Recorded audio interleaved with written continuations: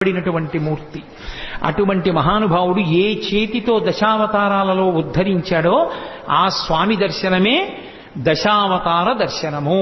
అందుకే వెంకటాచలం వెళ్ళి చక్కగా స్వామి పుష్కరిణిలో స్నానం చేసి స్వామి పుష్కరిణిలోంచి బయటికి వచ్చి ఒక్కసారి అక్కడ ఉన్నటువంటి శంకరాచార్యుల వారి పాదుకలకి నమస్కరించి అటుగా ఆదివరాహస్వామి కోవిలకి వెడుతున్నప్పుడు ఎడంచేతి పక్కన ఉన్నటువంటి పద్మంలో ఏనుగులు పద్మ కింజిల్కములను వర్షిస్తున్నటువంటి గజలక్ష్మి యొక్క దర్శనాన్ని పొంది బయటికి వెళ్లి ఆదివరాహస్వామి దేవాలయంలోకి వెళ్ళినప్పుడు స్వామి ఇలా ఉంటే ఆయన వక్షస్థలం మీద ఇలా అడ్డంగా ఉన్నటువంటి లక్ష్మి ఆయన మాట్లాడుతున్నప్పుడు ఇద్దరు గుసగుసలాడుకుంటున్నారా అన్నట్టుగా ఆయన నోటి దగ్గరికి ఆవిడ చెవి వచ్చేటట్టుగా ఉండి ఇంత చిన్ని ముఖంతో చక్కగా కస్తూరి తిలకంతో ఉండేటటువంటి అమ్మవారు ఆ ఆదివరాహస్వామి భూమిలోంచి పైకొచ్చినటువంటి మూర్తి.